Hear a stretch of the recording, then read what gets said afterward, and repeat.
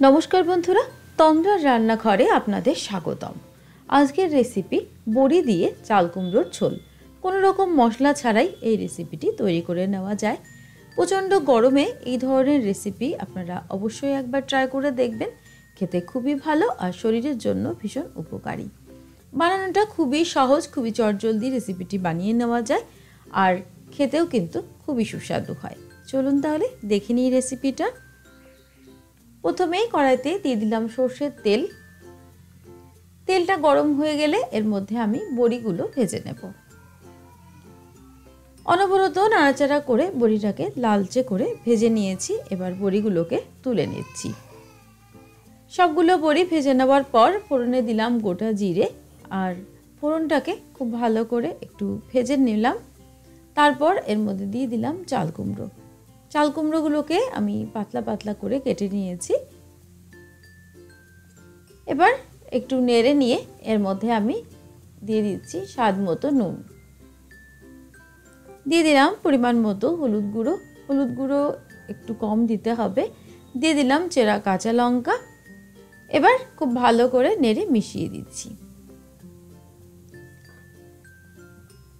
খুব ভালো করে এটাকে একটু নেড়ে নেওয়ার পর আমি সামান্য একটু জল এর মধ্যে অ্যাড করছি। যেহেতু চাল কুমড়ো থেকে এমনিতেই জল বেরোবে, তবু আমি একটু জল অ্যাড করলাম আর ভেজে রাখা বড়িগুলো দিয়ে এবার ঢাকা দিয়ে লো টু মিডিয়াম ফ্লেমে 10 মিনিট মতো রান্না করে নেব। চাল কুমড়োটা 10 মিনিট রান্না করার পর দেখতে পাচ্ছেন অনেকটাই কিন্তু সিদ্ধ হয়ে গেছে। এবার আমি একটু নেড়ে নিয়ে এর মধ্যে দিয়ে দেব উষ্ণ গরম জল। যেহেতু আমি ঝোল বানাবো এজন্য আমি জলটা দিয়ে দিলাম। জলটা দিয়ে খুব ভালো করে একটু নেড়ে নিলাম। তারপর এর মধ্যে দিয়ে দেব একটু স্বাদ মতো চিনি। চাল কুমড়োর এ ধরনের রেসিপিতে একটু চিনি দিলে খেতে ভালো লাগবে। যদি আপনারা না চান তাহলে নাও দিতে পারেন। জল দিয়ে আবারও আমি ঢাকা দিয়ে লো টু মিডিয়াম ফ্লেমে এবার 5 মিনিট মতো রান্না করে নেব।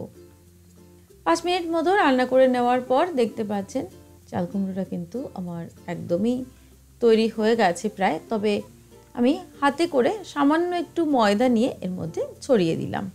এতে করে ঝোলটা একটু গাঢ় হবে। তবে যদি আপনারা না চান নাও দিতে পারেন, তাতে কোনো অসুবিধে নেই। বড়ি দিয়ে চাল কুমড়োর ঝোলটা আমার একদমই তৈরি হয়ে গেছে। এবার এটাকে সার্ভ করে নিয়েছি গরম ভাতের সঙ্গে। প্রথম পাতে এটা খেতে কিন্তু খুবই ভালো লাগবে। রেসিপিটি কেমন লাগলো আমাকে প্লিজ কমেন্ট করে জানাবেন আর আমার চ্যানেলটিকে প্লিজ সাবস্ক্রাইব করে নেবেন। পাশে থাকা বেল আইকনটিকে প্রেস করে দেবেন সমস্ত নোটিফিকেশন পাওয়ার জন্য। ভালো থাকবেন, ধন্যবাদ।